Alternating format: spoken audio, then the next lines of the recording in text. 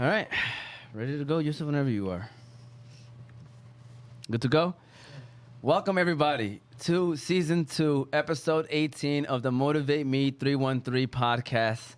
I have a smile on my face because I'm excited to have this show today. This is a show that was in the making for months. We've been trying to make this show happen. You know, things happen. But long story short, we got the guests in the building today. We got a great show for you today. Can't wait to get it going. Let me introduce, first of all, the co-host of today's show. First of all, you got Big Bro Moti from the Fantasy Guys podcast, Oz Media's Fantasy Guys podcast. He's in the building. Sister Sada still not feeling well. Inshallah, Shafi Hash. Hopefully she feels better. So Moti's in the building today, looking comfortable in that seat, chilling. Shout out to Big Bro Moti. And then, of course, you got my sister Abid in the building as well today. She's on the podcast, co-host of the Motivate Me 313 podcast. You got myself, Omar T.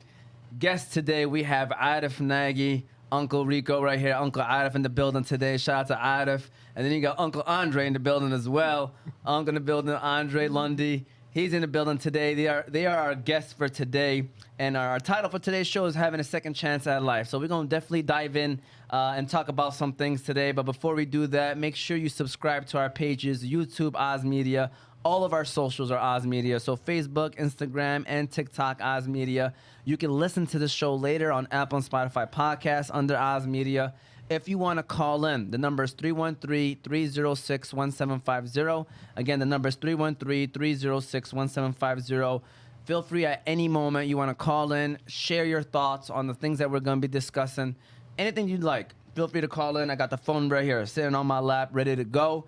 Also ready to go is these Kahawa House cups. So we want to give a shout out to the Kahawa House and all of our other sponsors of the show, Hanley International Academy, the Balkan House, and BC Adhesives. We appreciate them, all of our sponsors, that is. So Yusuf, can you go ahead and start us off with the Kahawa House ad? And then we're going to get this show on the road. We're going to have some fun today. So go ahead, Yusuf. The Kahawa House. The Kahawa House is the first coffee shop of its kind. The Kahawa House is a family business established in 2017 for the sole purpose of providing the best quality Yemeni coffee with no added preservatives, artificial additives, or flavors. You can stop by Kahawa House to try their famous Yemeni latte, Adani Shahi, Mafawad, and Jubani coffees. You can also stop by to try their delicious pastries, such as the Yemeni favorite Sabaya, their sembusas, and their new menu item, Everything Mini Bites.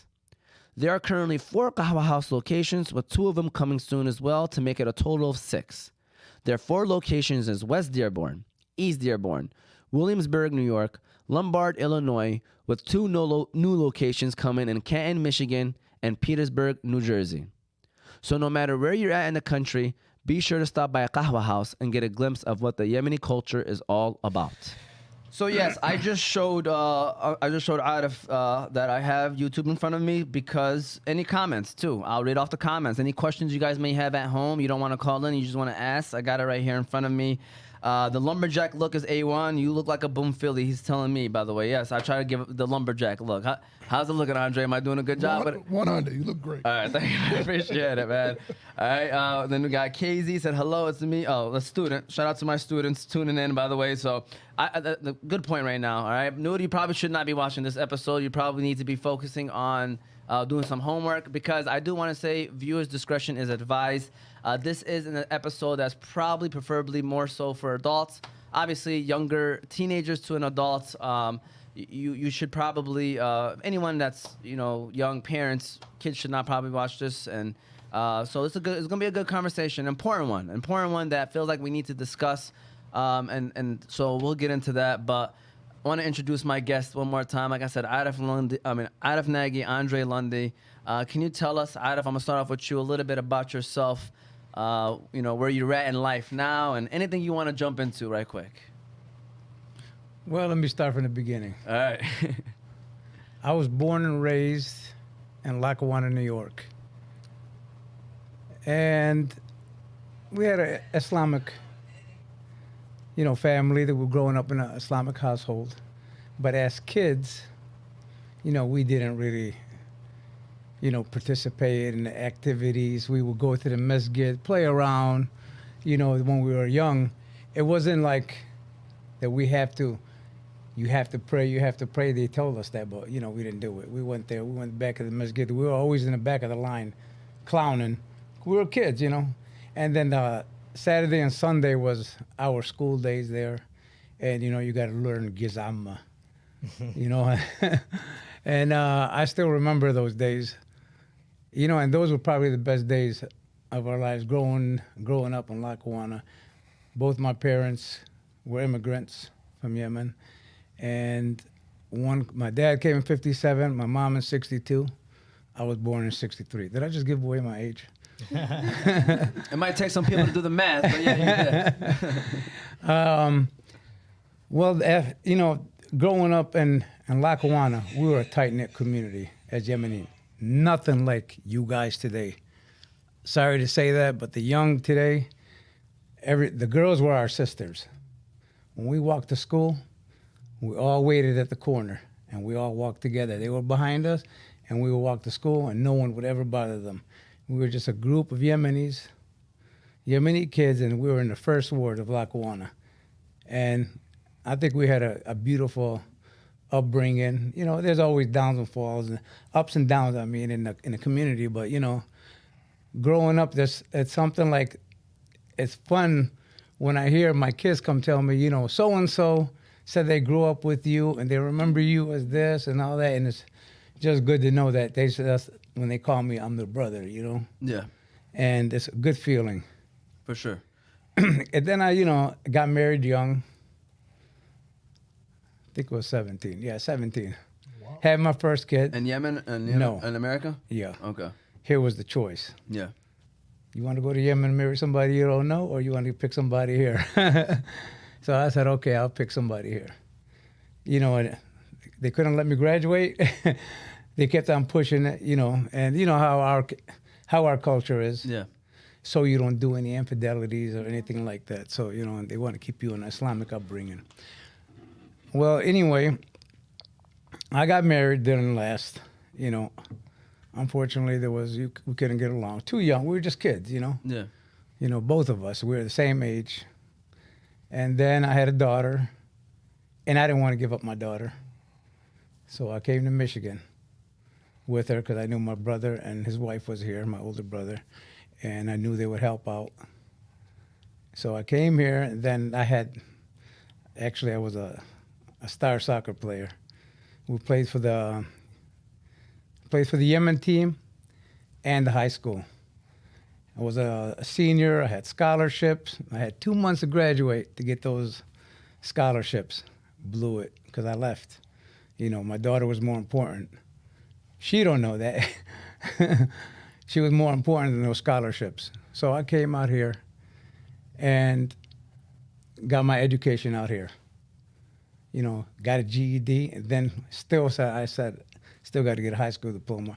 I did that while I went to Wayne County Community College, went to Macomb Community College, graduated Wayne State University. 2 college degrees. Well, what are the degrees in? One is in mechanical engineering. The other one is a liberal arts degree in Near Eastern and Asian studies. Nice. After that, worked as a mechanic, you know, and didn't do anything with my degrees because I went to school for my kids to see, you know, as being an example for them. I was working on cars, then I said, I'm going to open up businesses. So I opened up one business, then another one, Mexican restaurant. Then we had a pet store. Then we opened up another one in Dearborn, Pancho Villas. You know, we had one in Sterling Heights. We had one in Dearborn. I was thinking about a third in Farmington. That didn't happen. And I had a building down on West Warren. It was another business out there. And we had a pet store in Bloomfield. Then I didn't say we. I took a wrong turn. I joined the Detroit Highwaymen Motorcycle Club because I liked riding motorcycles. Things spiraled downhill. You know, you start partying, you go out, we start drinking, and all the other things. I'm going to try to keep the profanity down. Yeah. But all the things that come with it. And then we get into drugs. So it overrides the alcohol. When you're riding the motorcycle, you'll be able to ride the motorcycle. Started using cocaine, and I thought I was indestructible. Nothing could stop me. And then I got an indictment with the federal government. First thing they told me when they came and got me, we were wanting you for 23 years. I skipped the part one. In my early 20s, you know, we did sell drugs. Yeah. But I got out of it. And you know what? Actually, at the time, I wasn't even selling drugs. When they got you? When they got me. Yeah. I was using and talking reckless on the phone. Telling people where they could get it from, maybe a couple pounds of weed here and there, which is a slap in the wrist. Even back then, anything under 100 pounds is not a federal case. But they built a RICO case. It stuck, you know, and I got a 37-year sentence after a 2-month trial. I got on appeal. I won back 17 of those years, got down to 20. And then I put in for compassionate release to be a caregiver for my mom. And, of course, rehabilitation alone doesn't grant you compassionate release. You have to have 2 factors. So that was the other factor, being a caregiver. And I got the last 5 off. And that was in 2021? Yes. And I've been out 15 months. I'm still on supervised release, 5-year supervised release. And what we're doing now is when I came out, I actually went with one of my cousins. We went to Kahawa House. About the nonprofit? And my son, you know, we went there, and I had a little anxiety when I went there. Because so many people in one room. Is that what it is? Or Yeah, exactly. You know, and I'm just fresh out. I didn't go to no halfway house. Yeah. Usually that transition into a halfway house helps you with the anxiety because you see it. But I came out to Regular. And I came out, what's the social media stuff like this? This is really crazy. The technology, that was, and then the anxiety on top of it. Too many people around me. And I'm like, I told my son, we got to get out of here. It was too many people. Yeah. And then we went to Finjan. By the way, Kahawa House, you know, always slapping over there. That's what he's trying to base. In other words, he's just saying is that Kahawa Yeah. House, you know, you go in Kahawa House, it's packed. 24/7. Yeah, it was packed. Yeah. We went down the street to Finjan. I said, all right, this is a little better. There was only a few people in there Shout at the out to Finjan, time. though, too. I forgot what night that was. If somebody remembers that night, put it on, send it in. Yeah, we got people, a couple people saying what's up. By the way, Abdullah Qaid said excited for this episode. I know Grandpa Aref. He said, I mean, He could have left Grandpa out. Yeah, But yeah. he put a smile on the mouth after that. But no, I appreciate it, man. But I was gonna say, if I think he might have been there. No, he wasn't that night. I'm sorry. Okay. We did meet at Kahawa House. I'm throwing a lot of shout outs for Kahawa House. I don't even like him. Stop. Wait, don't say that. He loved him. He doesn't like him. He No, loved I him. said I don't like him. I like Kahawa House. I don't like him. Okay. No, he's a good guy. You know, he's a good guy. Yeah. I like him. I'm just joking around. But you know, when we went there, I was with one of my cousins. I was with my cousin Nejwa, and the guy behind the counter is like, "Welcome home," and I'm like, another place they're saying the same thing. I looked over at her. She said, I didn't say nothing. What I didn't say nothing, you know. And I was like, how the hell you knew? And he said the jacket. I was wearing a jacket, you know, just a Harley jacket. It was nothing. And I'm with Negwa, so she knows it's the cousin, you know, and Nasser, my son. And then I started, you know, we were talking. Said, you know what, maybe we need to do a nonprofit talk, because I was talking with those young guys in there. And we mentioned, you know, what they want to do in the future and stuff like that. And I said, maybe that's what I need to do. You know, and then that's when we had a meeting. Actually, we had Abdullah that he was part of our meeting with, you know, for the youth program. Yeah, for sure. And we didn't have a name back then, but we end up calling it Steps to Change, S2C, the number 2 in there. Yeah. And we're in the process right now building a website, getting a nonprofit registered, because we're doing a name change on it to Steps to Change. And we got a good board now. We had a few board people that were coming on and off and trying to help, but they're busy, you know, doing their jobs, and we appreciate what they did for us. Yeah. And sure. we got a crew. That's where y'all at right now. Yeah. And we're gonna dive into Steps to Change. We're gonna definitely dig into that. And before I know y'all probably ready to start asking questions. definitely want Andre now to introduce himself, and maybe even then, after you're done introducing yourself, Andre, tell us a little bit about yourself, then kind of tying in of how you two met too, because that's definitely something I would want to know. All right, man, I'm from Highland Park, Michigan, right? I had a unique upbringing in that my mom died when I was 4, right? So when my mom died, I was raised by a single dad. And I knew that my situation was different because a lot of guys didn't have their father, and my father was raising me, right? So, and my dad was solid, So it was my dad and his parents, right? So that was my upbringing. But I never forget when I was like 8 years old, me and my dad was riding, and he looked at me and he was like, "Look, man, I need you to be a good kid because I don't know what I'm doing." Right? I don't know nothing about this parenting thing. Yeah. So I need you to fly straight. So for the most part, I flew straight, right? All through school, I wasn't really a troublemaker. I kept a paper route till I was like 15. And so I really didn't get in any troubles. Played a little football, went down to school for a little minute, and I came back for the summer. And a good friend of mine talked me into doing a robbery, right? And I did the robbery, but we got caught. Well, I got caught. And I got caught, and I got sentenced to 9 months in the state facility, right? And everything changed after that. I was 19, about to turn 20, and all I can remember thinking is like, when I get out here, I'm going for it, right? Because everything, not knowing at the time, but when I got out, I did the 9 months. It was like a quick turnaround. Not a lot happened, but I was basically unemployable to a degree. I mean, for the skill set that I had, I didn't have any skills. I had no employable skills. I didn't have any real education. So the menial jobs that I tried to go after, you're a felon at that time. So, things have changed now, but at that time it was a big stigma. So it was like, all right, I'm going at it. So I went at it. So from 20 to, when was that, 94? So from 20 to 23, started to get it going, started to get it cracking. 23, I went back to the state joint, right? And then I stayed, that one I did 4 years. And now I was bitter, right? Because I was like, ugh, right? But when I got out from that one, I was like, oh, no. So I went after it. And boy, did I get at it. So we got at it, we had some success in the streets, did okay, for what it was and whatnot. And the next thing you know, I did so well, I got myself into a federal indictment. That's when you know you're doing well. Yeah. So I was doing real good, and I did so well. The feds came knocking.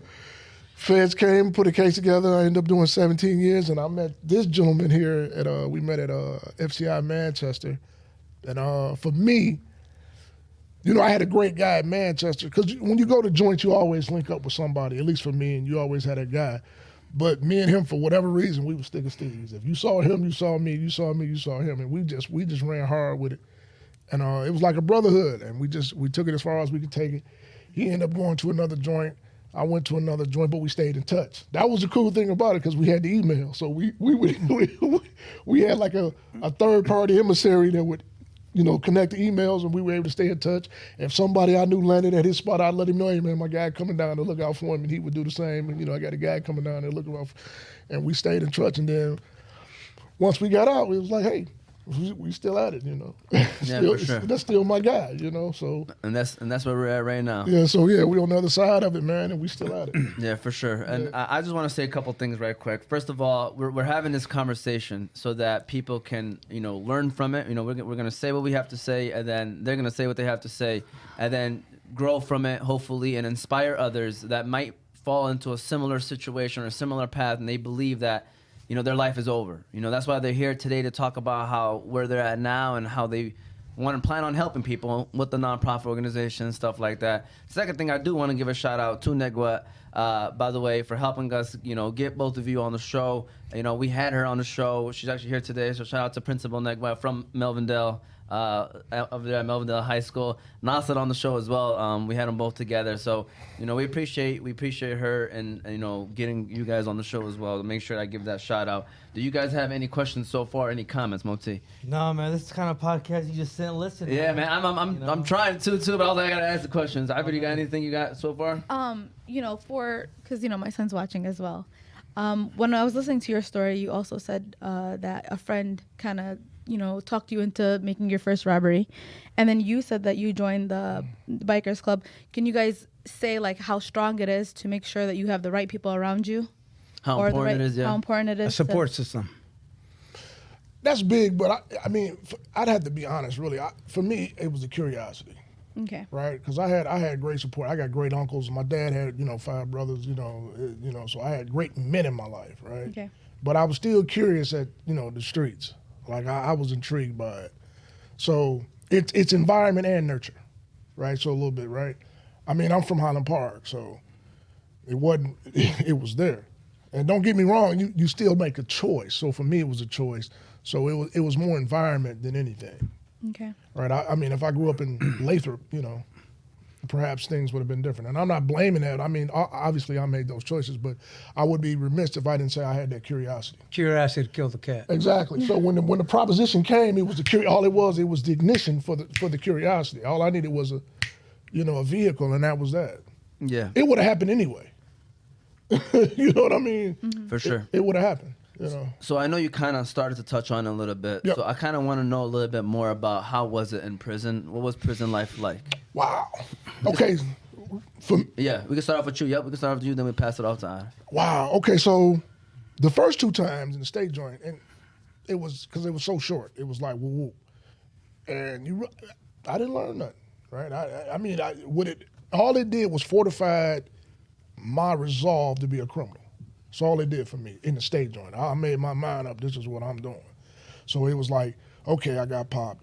Now I got to get better, right? So it was like, how do I get better, right? Because I had resigned myself to the streets because I didn't know anything else. Now the feds is different because now you're at the top of the food chain. For example, I'll never forget when I was at Lewisburg, I met a guy, a Jewish guy, a doctor, and he was in there for selling organs, right? So somebody's on the table. How hard are you really trying to resuscitate or revive them, knowing that their organs got a monetary value? And I was like, ooh. And was talking to this cat, and I was like, okay. So the point I'm making is that the Fed showed me a different way, right? Because I was meeting good guys that had done things that just where the government, I'll never forget this, Jim Serick, an old guy from St. Louis, man, good dude. And he got popped for because he didn't want to pay some taxes on some stores that the government sold him, right? And I was like, wow. And you saw it in us going through what we went through, we see how the government play. I love the country, but I hate the government, right? The government play different. Yeah. So when you see him like, well, you got me, it's like kind of like OJ. You got me there at the right, but you putting too much on it. You got me there at the right, but why you got to do all this extra? You know what I mean? Like, come on, man. And so once I started to see that, for me, I used my dad. I'll never forget this. My dad came to see me, and I share this with Nagi a lot, and I share it with all the young guys. My dad came to see me, and we were in the visiting room, and he said, listen, you can turn this into a playground or you can turn it into a university. The choice is yours. He said, but I don't want to hear them stories when you get out of here. You better have something to do. And I was like, all right. That was like a shot. Because, I tell anybody, man, I had dinner every night with my hero. My pops was my hero. It was Muhammad Ali and my dad. That was it. Even to this day, my pops had suffered a stroke last year, but he's still here. But those are my heroes. So when my pops said that, it was like, okay, I actually have enough time to acquire a doctorate degree. So I'm gonna go out there and try to be better. So now you go through all the politics and all the things that go along with. Here's a funny story, right? So I'm on TikTok. I'm scrolling TikTok, and I see a guy that I was at Lewisburg with. Now this cat is on TikTok telling prison stories, and I've always been reluctant to talk about what I've been through because I've been wanting to move forward and just get it cracking. So this guy actually tells prison stories. This is what he does on TikTok, right? And I'm looking at him like, dog, he got 11,000, he got like 11,000 views telling the story. But the funny thing about it was the story he was telling about, I remember. I'm like, that's a true story because I was there. Like, he's not lying. Like, that actually happened. Is he a comedian? No, he just, there's a comedic element to what he does, right? And I'm like, he's telling these stories, and I'm like, I knew the kid. He was from Pennsylvania.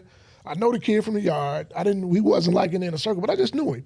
And as I'm scrolling, I recognized his face, and I'm like, dang, he telling prison stories, but he got left. But it was a true story. Yeah. So the things that you go through is amazing, right? Nothing can prepare you for what you go through in the feds, For sure. right? You know what's funny is that how TikTok recognized that you would probably recognize that person. That's one thing that you. Oh, the algorithm definitely Watch out linked for me. the algorithm. It's wild. Well, They're listening. I would offer to that point is that we've probably got mutual friends, that too. right? Where I That's got it. somebody that's following, Yeah. I'm following, and he following Yeah. because, like I said, I knew the kid, Yeah. right? But I was just tripping to like how many people that saw it, Yeah.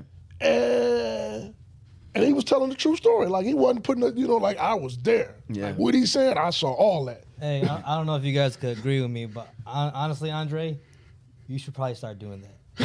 Yeah. I agree. I can tell. Like, I think you tell great stories, Yeah. honestly. Well, shout out to my, Tycoon Spoon, Big Man Maintenance, That's Instagram. My YouTube is Big Man Maintenance. okay. My IG is Tycoon Spoon. There you go. Let's get it. Yeah, Follow on my Instagram. TikTok is Tycoon Spoon, Okay. and all of that. But funny you should say that because Facebook actually sent me a check There you go. There you go. for 80 cents for some stuff I posted.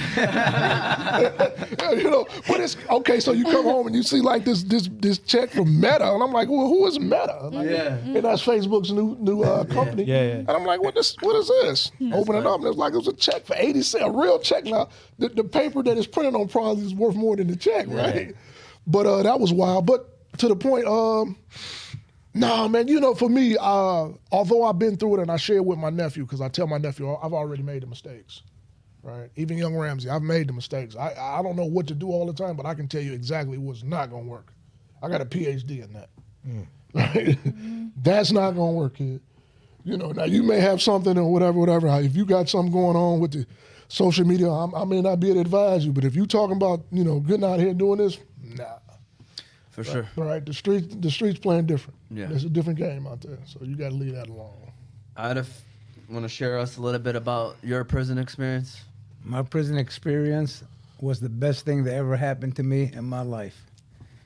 But getting that much time, I don't think I needed that. But to what Andre was saying, I've seen that people doing a couple of years say, man, this ain't nothing. I could do this.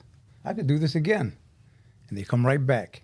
I've seen people come back 4 times while I'm there. You keep coming back. I said, man, I don't got nothing for you. There'll be Muslim brothers, that you give them a care package when they come in. I'm like, you're not getting any more. You keep messing up and coming back.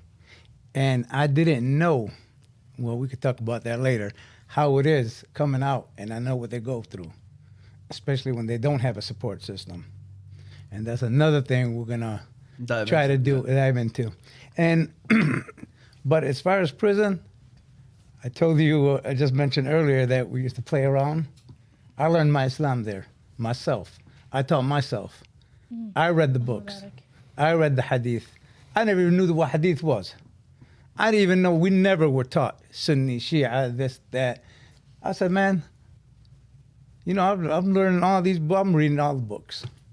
I've read Christian books, the Bible. I read that. I took some Buddhist courses, Islamic courses, Christian courses, because you know what? We're all the brothers in humanity, and I wanted to learn. I got to a point where we got a threshold program over there. We had it in Manchester. Yep.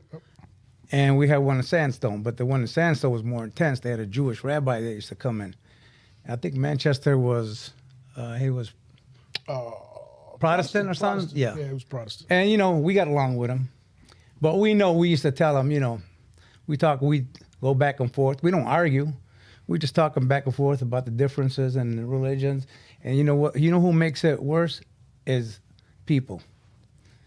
Can I say You believe in what you believe, the reason I was smiling earlier, did we take the Buddhist class together at Manchester? No, I took one correspondence to the one I was in Sandstone. He used to have a saying that I thought was just spot on funny. He used to call them foozlums. Right? Okay, you used to want to practice Islam. Yeah, he had the foozlums. But you're eating pork, right? You're gambling, and I'm like, where do they do that at? Okay, you're praying and doing that, but then at the end, you know, because some of them just join the religion, some for protection. You know what I mean? Because you guys were grouped up. yes, that's how it was. That's why he said the cars. When he meant by the cars was, you know, the Muslim car is groups. You got the whites, then you got the blacks, and then you got black when you get out to California. The blacks are even divided because you say this is a blood, this is a Crip, and this is East Coast, this is West Coast, then you got Midwest, just like that. It splits up. And when riots happen, it just, you know, in there, it's intense because now it's a group, like what happened in Manchester. That was big.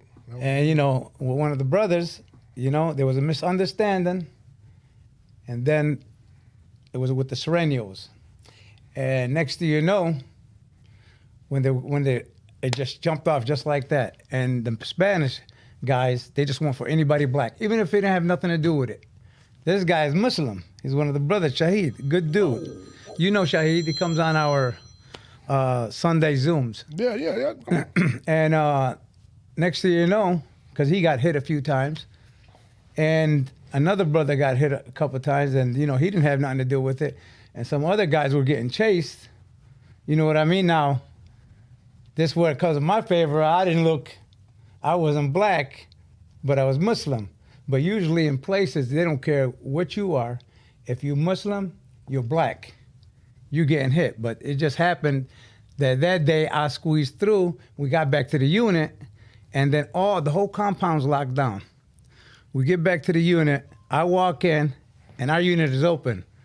And next thing you know, the guys were from our unit, the Muslims going after the Serenos because Shahid got stabbed. And they were and the Paisas, they come together, which is Mexicans, and we're all cool with each other, but it's like it's over with when something like that happens. Sure. And you know what? So I try to, you know, like diffuse it, and I pushed one of the CEOs out the way, and when I turned, I got hit right here. I got the scar right here. It was by one of our guys. You know what? We go to the shoe, and then, you know, that's like the hole. Yeah. You know, so when I go in there, and then I was like, man, who the hell hit me? They said, man, I'm sorry, man. One of the brothers hit you. And then, you know, and then he said, he didn't know you. Then they were all making jokes. You should have been wearing lihya, you know, a beard, and a kufi. And I said, man, when we getting out of here, you getting fucked up. You know that? You know, I said, you know, just for saying that shit. You know, but I was like, I said I wasn't going to cuss. So, you know, it turned out, I said, you know what, because you look Spanish, man, you look Mexican. I said, man, I was trying to diffuse it, and it was too late, you know? For sure. But I think if I didn't get hit, remember Lips? Yeah. From Kentucky, he said, man, I think you saved a lot of lives when you got hit because it was really going down. I mean, because I got hit, then everybody saw and stopped. Yeah. And then, I don't know, they came in there, they shooting gas things in the unit. We couldn't even breathe. Now, I made it back to the cell, and I didn't think they were going to see, because, you know, that's how they knew I was involved, but I wasn't involved that way until they saw the cameras. So they let me back out. They still let some guys back out. But there was a lot more Mexicans that they let out than our guys. A lot of them got shipped out. Good dudes. Yeah. And they followed the blood to the cell. Hey, come on, Nagi, come on with us. We see you leaking. Amazing. So the part, I'm over there. So what are you talking about, man? I'm like, the part that he's not telling you is like when he had hair. Oh yeah, I did have hair. He had hair. I did. I still got hair. Well, I mean, when you grew it out. Listen, man, I still got hair. When he had his, it's just thin on top. What I'm saying, when he grew it out, he did look Hispanic though. If you when he had his hair, it's like you could confuse him. Okay. Rico Suave. That's what it was. That's why they fell on that. So go ahead. I know you guys mentioned the nickname Lips. Did you guys have nicknames when you were in the? No, that was his last name, wasn't it? Oh, Lip. Oh. No, that wasn't his last name. That wasn't. No. I always thought it was his last name. No, because he had lips tattooed on him and all that. It's not. Oh, in your unit, that dude. Yeah, I'm talking about Sean Lips. Oh, yeah. He was in the Nation. Yeah, but it was a dude named Sean Lips on the pound. But let me say that one of the things that always was, like, to me, is the dumbest thing, man, is those cars, man. Like, and it's you all. Why is it called cars, by the way? Why okay, so basically, let's say, for example, you're on a compound, That's not your your home turf. So what the feds do, they ship you from wherever you're from. They're going to ship you somewhere else because they think you have influence in the city that you're from. Right. So if you're from Detroit and you got a high profile case, they're going to ship you somewhere else. Okay. Cali for me. Yeah. Right. So I caught my case in Kentucky. Right. So, but I was from Detroit, so they was like, I was kind of weird. Like, okay, wait a minute, do we send him back to Detroit or do we keep him around here? So they sent me to Pennsylvania. But so the car is a group of dudes from a region, and they form what you call a car, because you were always riding together. Hence the reference car, because y'all ride or die. Yeah. So you might a group of dudes from Pittsburgh, a group of dudes from Philly, a group of dudes from Detroit, So being from Michigan, when I was on the East Coast, I was at McKean, I was at Lewisburg. And when I was at those two spots, it wasn't a lot of numbers. It may be 12 to 20, 22 guys. I think the most we had in Lewisburg was like 20 of us. And then when I was at McKinney, it was only like 12 or 13 of us. So we all together. But the thing is, there's strength in numbers, so you have to stick together. But the idea is when you got a nutcase like we had in Manchester, I really want to say his name because the clown was in your unit. But he was a clown, dog, dude. I want to say his name. And what, like starting fights or yeah, what? he's just a goofball. So now I got to crash, or I'm getting involved in some activity because this dude is a clown. Yeah. Like now with the brother, because you said his name and we know him, a good dude, Shahid. Shahid, I felt like was right in that riot. That turned into a riot, but what he was standing on was right, and that's when I'm like, okay, my wire trip, because. I'm not finna let some Mexicans do nothing wrong. Yeah. And it don't have not that it's a group of dudes, but I had a little something for the Mexicans. I think I'm probably gonna get out of all the Mexicans waiting on me, but y'all can bring it. Come on.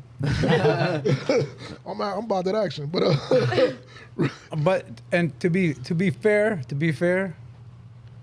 and I love Shahid. Yeah. I offered him another bench. But there was a weight where it happened in the weight pile. Okay. And Shahid's bench is broke, and he wanted their bench. But it's not like he wanted that one, because we switched off and stuff. I thought they was taking it. They were taking. No, that one was broke. Oh, that's what it was. I think that the group before that, I don't know if I remember correctly. They were Mexicans because it switched back and forth in different hours, and they broke it or something like that. He said he wanted to take third. If I remember correctly, he was always out there though. But I was running the weight pile. Yeah, you was out there too. I had the whole weight pile, and I was setting up the weights for everyone. I told him he could take my bench because I had two, and it's because he's standing on principle. Yeah. But it could have been diffused. Yeah. Maybe I thought I did a good job twice, stopping and going to talk to the Mexicans, and then I just said, man, it's going to go off. You wouldn't have done it. What? That's me. Right. That's me because I'm hot-headed. So why? You know why? Let me explain. You know why me and him are friends? I always go for the big dude that I got to whoop, right? That's right. So the saying, you can't beat him, join him. I said, man, this is a big dude. But so I just said, man, I just might as well be in alliance with him. But every now and then I want to go upside his head. But I just said I don't know what's going to happen to me. Hey, but you guys both being from Michigan, aren't you guys from the same car? Yeah. Okay. It don't have nothing to do with us. Oh, okay. Dude from Miami. Like but he's Muslim. But he's Muslim, and I felt like he was right. No, I was saying that how you guys got to know each other. Oh yeah. Because you guys were in the same car. Yeah. Okay. Oh yeah. Because if you remember, Nasser mentioned that he's African American. He was actually born in Highland Park, so I lived in Highland Park. So you guys knew each other before? No, we didn't. Oh, okay. And that's why when he even said Highland Park, and then I told him I lived over there and all that, and we started talking. He knew some people that I knew over there and back and forth. And then we started kicking it. Then I would order magazines here. I didn't even read all of them. He read every single one of them. Business magazines, everything. I said, all right. We actually planned doing what we're doing now. It was just talk then, but we said we're going to do something when we get out. And now we're doing it. I'm glad that people, first of all, got a chance to hear the stories, hear a couple stories. Obviously, it's not all of them, but just a couple stories too, just to get that little experience from what you guys had. But my next question is what was the biggest lesson learned from the time that you guys were in the cell? What's the biggest lesson you feel like you learned during that time? I'm gonna start off with you, Aref, because it looks like Andre is thinking about that one. Yeah. My biggest lesson would be the family, being away from the family, and you find out who your real friends are. And you know what? I mean, I got how many Facebook followers I got? How many friends do I got? Everybody came around when you were out, but when you were there, I mean, you can't blame everybody. It's not their fault you went in. You know what I mean? And they got their lives to live. But there was only a handful there for you. You find out. And, for me, like I was saying, I started praying, and it was a Ramadan. It shows, I saw on I think it was one of the reels on, if somebody's drinking, if somebody's doing, having infidelities, doesn't mean he's a kafir. Yeah. Oh, Right? yeah. You know what I mean? But that's quick to say about that about somebody. For sure. But you know what? I was doing everything you're not supposed to do, except eat pork. And I wasn't doing salahs. And you say you go do salah and all that. And I was in Yemen. You prayed, during Ramadan. So I was a Ramadan Muslim then.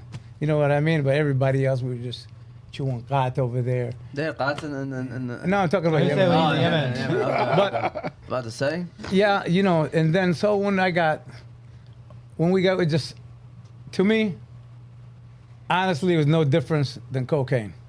Yeah. That's being Pot? honest. God is no difference than cocaine. It's amphetamine. It's Yes, no it is. difference. I'm telling you, because I did both. And if you could say but cocaine is to another level. See, America categorized it as cocaine leaves. It's a scheduled one. Like a cocoa leaf. Yeah. But it's so- just not as strong as cocaine, especially processed cocaine, with all the other stuff they're doing to it to turn it into a powder. So, I'm not a scientist at it and don't know how much or how, but I'm telling you, I did both, and it was the same feeling, but this was intensified.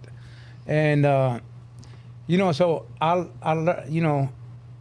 learned the deen. I haven't stopped praying. It was in the middle of Ramadan. They put me in a cell. He was an African-American, and where was he from? Flint? He was from Southwest, Detroit. And he told me he was Muslim, right? And it was Ramadan. I didn't even know it was Ramadan.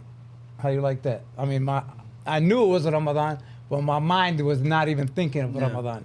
And I just said, I'll be damned if I don't start fasting the next morning and praying. So then I said, man, I forgot how to pray, all the words for prayer. I said, did the drugs do this or what? So I started, this guy just had some books. I started transliteration. It was coming back to me as I was going. And I feel like I learned in prison my deen. Yeah. I learned Islam in prison. And just how they say everybody goes to prison, they come out as a Christian or a Muslim and they're real hardcore, then they come out and they're done. Well, I'm still praying 15 months later. And you know what? Round of applause, man. And, And that's the crowd, by the way. That's why All right. I had to give you a round of applause, man. and to be honest, it feels good doing it because, I feel like it's part of my life right now. Alhamdulillah, man. And that's what my biggest lesson is, and I can't take life for granted, so I want to give back. Andre? Wow. The greatest lesson or the biggest lesson I learned was patience. Right? And but we have to, contextualize patience. Patience doesn't mean stagnation, right? But you have to have patience. So I learned to be urgent but patient. So there's a difference between being emergent and being urgent. So it's not emergent, right? It's not a crisis, but to work with a sense of urgency, but be patient for the results. I had to learn that because I'm a drug dealer. Everything was 50% profit and go.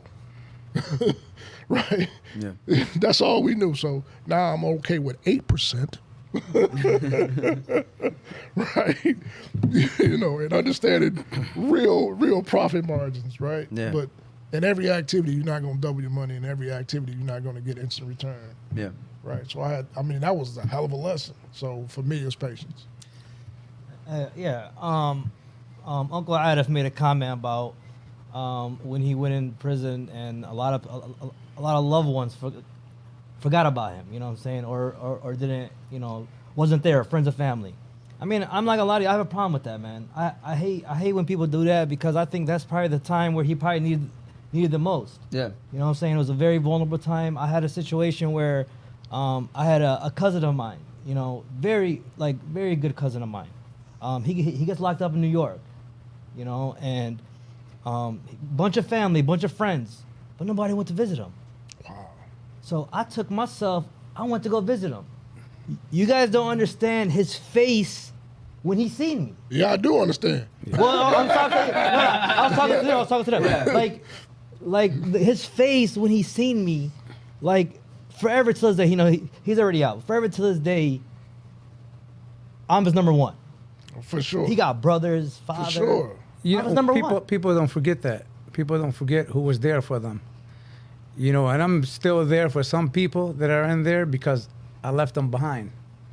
But you know what? My family would come and visit me. It doesn't matter where I went. And I didn't need anything in there because you know what? They feed you 3 times a day.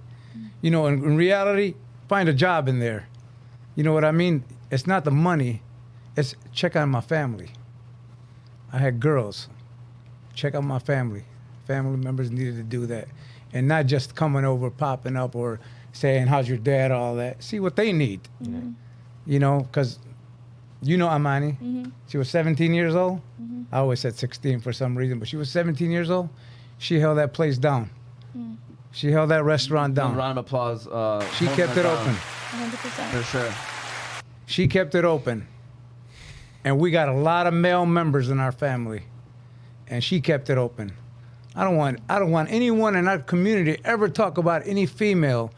And I would have a problem with that, especially females. Anybody talking about a female that's Yemeni or anything else, because they're smarter, just as smart as men. Oh, another And you round know- of applause. Yeah, go ahead. You said Another give a round of applause. I love Yeah, that. for sure. That might have to be our clip. I mean, man, we missed on a great clip.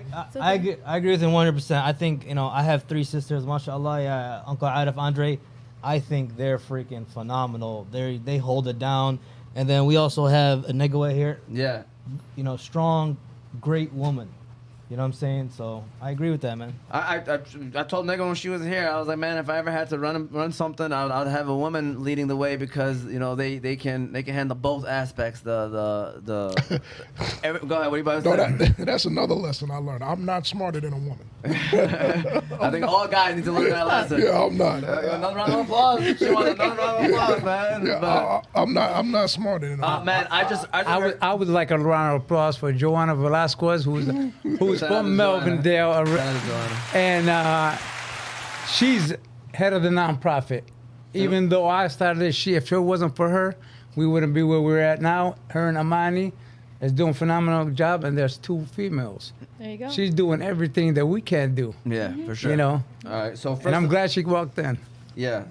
Thank you for coming in, by the way. And I'm gonna butcher this company's name. It's Panacea.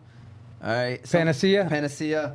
They commented, you missed the best part when you saved the CO life. You saved somebody's life. I don't know if that's speaking to you or speaking to you. That's him. I didn't save his life. I just pushed him out the way. He would have just got hit like me. He was a big dude anyway. Okay. And he just froze. Yeah. Honestly, he just froze. And I think I should have just let him take the hit. Yeah. But I think that was probably because, you know, it was better than me taking the hit. Yeah. But actually, I used that in my appeal. Because when I filed my appeal, they were giving me the 10 years off for the gun automatic. And then I had 7 years that was enhanced. Well, those 7 years, you have to show what have you done in prison. And I used that incident plus all my certifications that I got from in there. I didn't have to do any of that. Like he said, you use this as an education or a playground. I could, even with my bachelor degrees, both of them that I had from Wayne State, I still studied there. And why do you need to do that? You already got college degrees. There's always something you can learn every day. And I read a lot of books. I've read more books than I read in college. I never even read my textbooks. I just went to class and listened, took notes. And I read more in prison. So that was a learning experience in all aspects. Well, you know, what I got to say is those degrees, no matter what, they still stick with you. All right. And just like Adhesives glue, so we're going to give a shout out to BC Adhesives. All right, shout out to BC Adhesives. That is our second sponsor of today. So we're going to go ahead and give a shout out to BC Adhesives, and we're going to keep this show rolling, man. It's been a great show so far. So go ahead, Yusuf. BC Adhesives. You can go to BC Adhesives for all your industrial adhesives needs. They do food packaging, book binding, product assembly, and many other industrial services. So if you are in need of adhesives for your business or having trouble with your current adhesives applications, you can contact them by phone 1-888-679-9825 or go on their website www.bcadhesives.com. All right, so first of all, shout out to Oz Media in 2010, Hamtramck Cosmos and the whole Hamtramck family. Shout out to Jonathan McKenzie. We got a couple people. Pennicine, you making prison sound like it's the place to be? No, it's not. No, it is not. No. All right, yeah, we don't want to say that. But with that said, this is the part where I think people should be tuning in right here and listening to, and that is life after serving time. You know, I think this is the part that people can't really grasp and wrap their head around about the daily struggle it could be. And you know, you hear stories, you hear stuff, but you can't unless you experience it, right? So what is life like after you get out, after serving, you know, a long period of time? Is that for Andre? Yeah, we can start off with Andre if you want. Wow, that's a great question. For me, you know, I used to say this when I was inside. You know, there are parts of me that I still like. You know, everything wasn't messed up, right? So I used to always say, I don't need no reentry to get back in the Cadillac. You know, there is no, listen, you know, ain't no reentry for putting the mink back on. But for real, keeping it 100, yeah, it was some readjusting, right? It was. There were some things from just being away.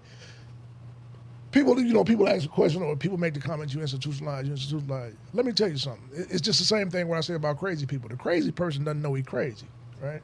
The institutionalized person doesn't know he's institutionalized till you let him back out, right? You can keep a lion, you know, and tame him all the way and keep him in a cage, but you keep that cage locked for a reason. Because once the lion remembers he's a lion, he's gonna do what he do. So for me, it's been an adjustment. One, not, you know, getting rid of old habits, right? Realizing how to implement what you learn. Those have been some challenges. And really, like, you know, I tell Nagi this all the time, being broke in public, right? The majority of my adult life, I've been the breadwinner, right? The majority of the majority of my adult life up to this point, I've had financial success, right? There was no bill or no idea that I couldn't take care of in a day. If I wanted to fly to Chicago, I fly to Chicago. If I wanted to take a chick somewhere and have a liaison, I did that. Like, you know, there was nothing I couldn't do within reason that I couldn't take, you know, that I couldn't take care of. I remember in the old days when JetBlue was flying out of city, we would go to JetBlue for like $40, go to New York, have lunch, do all kinds of stuff, leave, come back, get an hour in Chicago and come back because it's an hour behind, and people wouldn't even know we left. You know, I'd have been shopping and everything. You know, like, so learning how to be broke in public has been a challenge for me. Now, the flip side of that is that what I'm doing now over at Blue Loader Strategies and what we do with the government contracting firm is a direct result of my work, of the work that I put in. I've had experiences that I would never had in my previous life, right? The people that I got in my phone, you know, working on congressional campaigns, like doing all the stuff that I've done this past year has been phenomenal. But it's the work, right? That work has put me in position to take advantage of those opportunities. And that wouldn't have never came had I not done the work. So I didn't play chess, I didn't hoop, I didn't come in there to play card games, and I wasn't there to be placated, right? I was trying to be a better version of who I was. Because like I said, there were some parts of me that I did like. So how do I amplify that? How do I capitalize on it? How do I move that forward? But there have been some challenges, right? Is it true people can get degrees? Here recently, the Obama administration recently instituted the Pell Grants in 2000, his last administration, right before 2014. Okay. So they have the pilot program. Now, COVID has just really screwed everything, because I was in there for COVID, the beginning of COVID. I just got out in 21, so, but he reinstituted the Pell Grants in 14 or 15, And it was 7 pilot programs, right? And that was the reason why I went to Milan, because Milan was one of the pilot programs. I subsequently went to Jackson College and got an associate's. Yeah. So yeah, you can do it. Okay. Yeah. Toughest thing. Let's go back to that question that wasn't answered because he finished off. They asked about prison. They were glorifying it. Oh Yeah. wow. No, they, Right. I mean, it That was a comment. It was a joke. Yeah, It no, was a because smack on the motion. you were finishing off what you were saying. Oh before. yeah. So finish that off, or you want me to start? It's up to you. Go ahead. I want to start with that one because Okay. you know what? That's why steps to change is so people don't go to prison, because we're gonna tell them what happened. If they want to go to prison and walk around in fear of what's going to happen to them when they get up, when they can sleep, you're going to sleep with one eye open, literally. Especially if you go to a high security. Especially if you're around lifers who don't have nothing else to lose. Something simple, you're gone. You know what I mean? Your cold car can't stop you if somebody really wanted to get at you. And you know, it could be something petty. I just want to be left alone most of the time. But my problem is it's not gonna happen. I like to talk to everybody at the same time, and I'm gonna get friendly with everybody. And next thing you know, sometimes I'll be in a mood, and there's, man, oh, you flip flopping, you know. And I said, I'm not flip flopping. It's just sometimes it messes up your mental health. I'm still adjusting from that. I see a therapist every week, and I don't know. He tells me I'm doing better, you know, but sometimes I don't feel that way. But I think he's pointing out to me what I've changed and how I'm thinking. But sometimes, like I even told Nedra, I said, why do I want to do a podcast? You know, I'm gonna leave the other part out. And then I was like, you know, I said I'm gonna do it. We're gonna do the podcast. But even Abdullah's, I blew him off for a while, and I promised him that I would do his first. Well, then, you know, that's when I mentioned to him. I said, listen, do you mind? I promised you. And he said, I don't have no problem with it for Amar. Yeah. But, you know, Appreciate it, Abdullah. going back to that, you know, the question, you know, just, I don't know, you know, they don't want to be away from their family. Some people don't have family. So to them, they keep going back because that's all they have. You know what I mean? But It's like a sense of You could- security for them. Yes. In a way. you could have that here. And I think we could give that to them, a steps and change. I believe we can. And, you know, because I talked about it before, you know, we can't tell kids don't go sell drugs, don't join a gang, unless we got something to give them back. So I got to find out what they're passionate about. And you give it to them. You point them the direction. You guide them. You talk to them. You know, and anybody want to reach out to us, they can reach out through you. You know, because we're still in the building process of setting up everything, and they can call me directly through you, and we'll meet up with them one-on-one in a group setting. Doesn't matter to me. We'll be there. But you know, that they don't want to go to prison because your freedom is taken from you. Freedom is worth a lot more to me. If somebody told me that if I had $5 million sitting there and they said one day in jail and you go to prison, you know what I mean? I would say, I'll think about that. I was like, man, how easy could I make $5 million again? You know what I mean? And then I'd say, well, if it's a week, a month, I might even do it for a year, but you get 20 years, 30 years, a 37-year sentence. You know what I said? It's a wake-up call. Yeah. I was like, damn, what did I do? 37 years. I should have knocked off somebody if that's the case. You know what I mean? But for what? You know, it's like, I'm telling you, It's not worth it. no, it's not. So what has been the toughest part for you, though, adjusting to the new, I mean, what has been hard for you? Was it the phone, the technology? Technology. You know, how to use it. I get frustrated sometimes. He had a Sometimes Nokia back in the day. Yeah. Beeper or Hey, or no, cell I phone? remember. yeah, the Man, don't go back. I remember when we had the cases. Yeah. You know, the brick phones. You know, but no, I went and we had the flips. I think we had the flips when I went in. Okay. The Nextel flips. Okay. Yeah, you know that's. Yeah. Did you hit the Yeah, we had the that. chirp? Always wanted one of those. That was legendary. What? I still got one. Nah. I still got one. I do too. It's not yeah. It was more of a guy phone for some reason. I don't know. And then the razors were the more girly phone, I guess. I don't know. So quickly, I want to just say this. So AJ Carver checking in from Florida. We got people watching from Florida too. So shout out to AJ, another Hamtramck High School former student. Kenny said, Naji's a real guy. My big brother never will guide you wrong. Thanks for the knowledge you gave me in person and still give me encouragement today. And then we got Hayat said, I'm where Aref has always been inspiring. This is coming from family, the ones who really know him. So shout out to everybody that's commenting. Feel free to chime in anytime you want to call in. The number is 313-306-1750. Again, 313-306-1750. Please feel free to call in. Please stop the cap. You're an expert with technology now. All right. Hey, listen, that's what I was. He's surprisingly good at it. Yeah, I was watching him. He doesn't know how to navigate. Well, the no, phone. listen, my kids give me a hard time. They say, you post everything. If you want to know anything about him, he's posting. I said, I'm just having fun with it because it's all new to me. Yeah. When I got out, I saw everybody at the table. I was like, even my granddaughter Isabella had a phone. Everybody's got a phone there. I said, anybody going to acknowledge I'm home, and talk to me? After I'm there like 3 days and everybody's always on the phone. Now I'm doing the same thing. Yeah. Just like them. It's bad, man. Everybody's like this now. Everybody's like this. It's like the new normal, man. Like everything is on your phone, so we kind of Everything. we can't even. What do you have, Uncle Aref, iPhone? Yeah. It's the easiest phone, man. I tell people that all the time. Honestly, it's the best phone. Yeah. It's the easy one? It's the easy one, bro.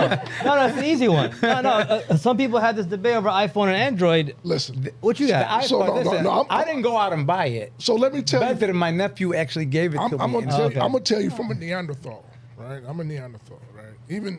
So this is the iPhone. This is my iPhone, and this is a Nokia joint, right? He don't even know the name of it. Right.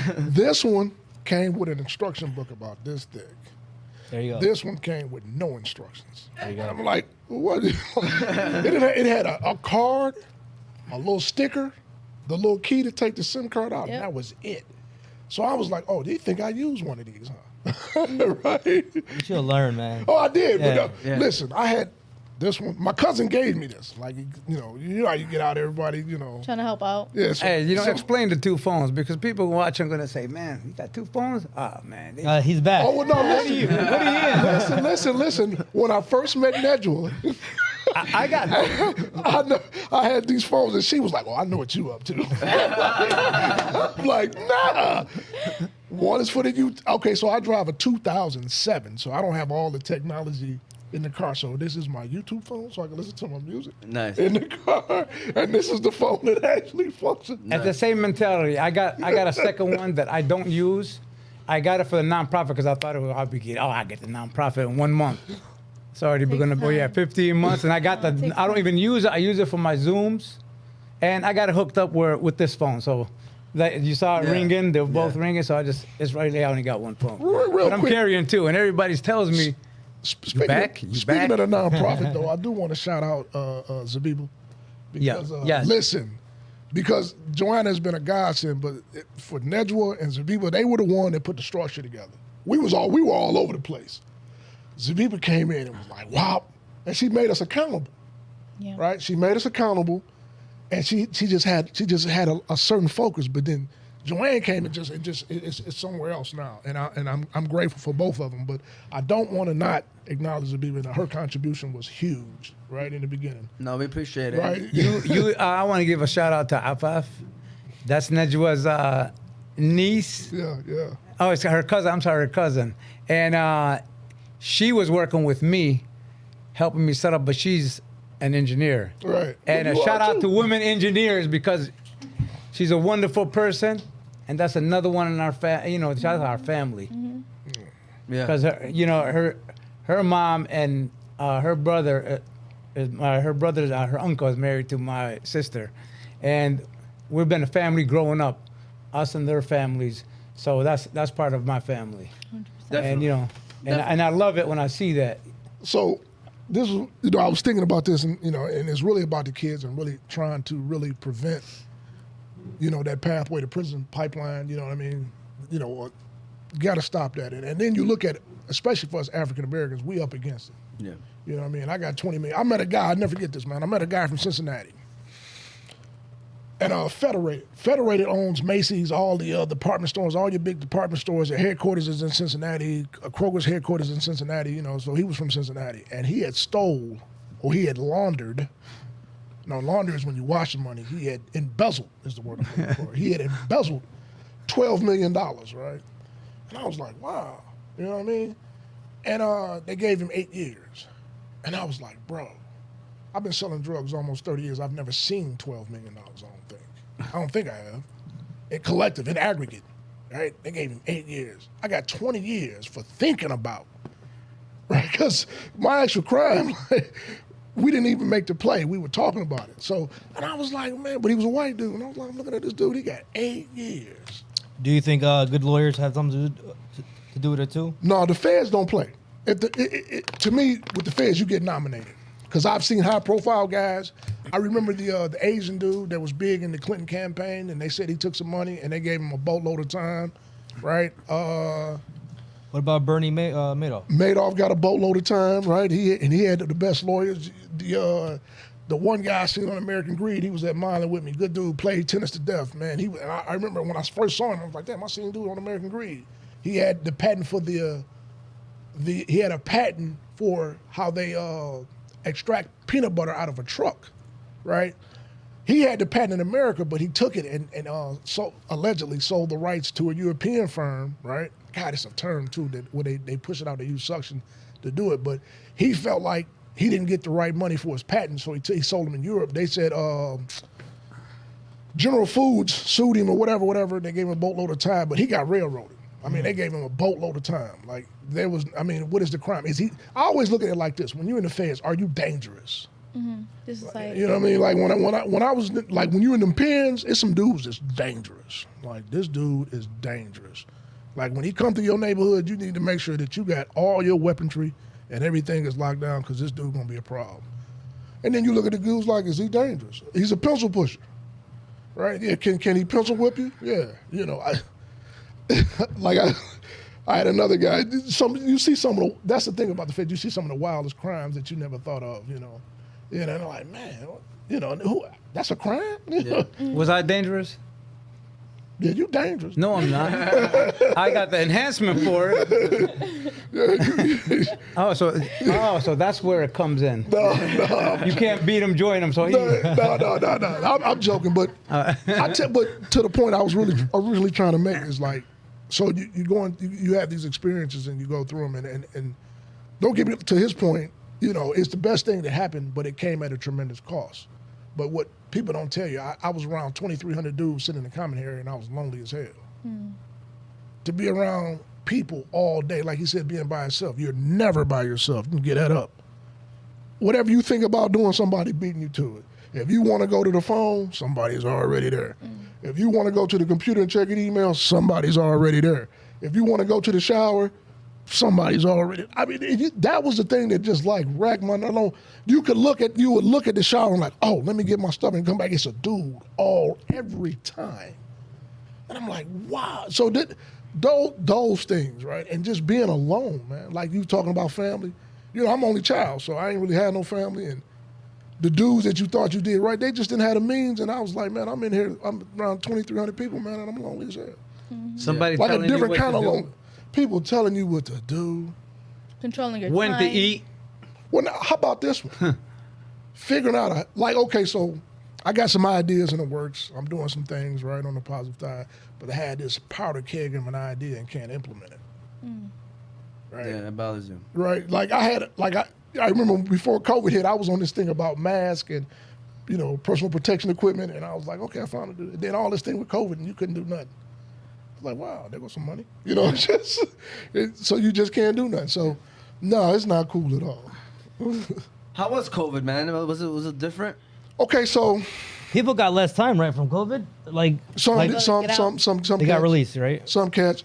Now, here's what I'm struggling with even now, because for me, in lieu of COVID, okay, so I started at a penitentiary, right? So you got custody levels in the feds. The higher custody levels, then you got medium custody levels, then you got low custody levels. So starting at a pen. So a pen is always locked down, right? So if it's 30 days in a month, you can expect 15 to 20 days you're going to be locked down. So by the time COVID came, I was at a low, but I still had a pen kind of mind, like, you know what I mean? It's like just even going to, as you go to these different custody levels, you got to retool your mind because the structure of the joints are different. So for me, COVID was different because all they did was lock us in a room. All right, I've been doing that. And I'm listening to people talking about, oh, I'm having them alone. I'm like, dog, welcome to my life. Like, what y'all, like, people, wait a minute, you got a phone in your house. You got food. You can take a chance to go out if you so choose at your own volition. And y'all talking about y'all struggling. I was like, stop it. I ain't gonna lie. Everybody was saying they locked up. They locked. So in. imagine My mental that. health. All that. Picture that. Mental health took a big hit. Right. So I've been my own therapist. You know, I do talk to myself. And like my granddaddy say, sometimes you need expert advice. So I talk to me. So nothing really changed for me. So when I get out in 21, I'm kind of like, I'm moving like normal. Because I'm in there, right? So the first time I hear the word is in March. Kobe died. Man, I never forget it. January 2020, Kobe dies. I'm devastated. That's my guy. Kobe dies, right? Now we're starting to hear this term, you know, in Trump, China. You know, Trump is just China. Like everything was China, right?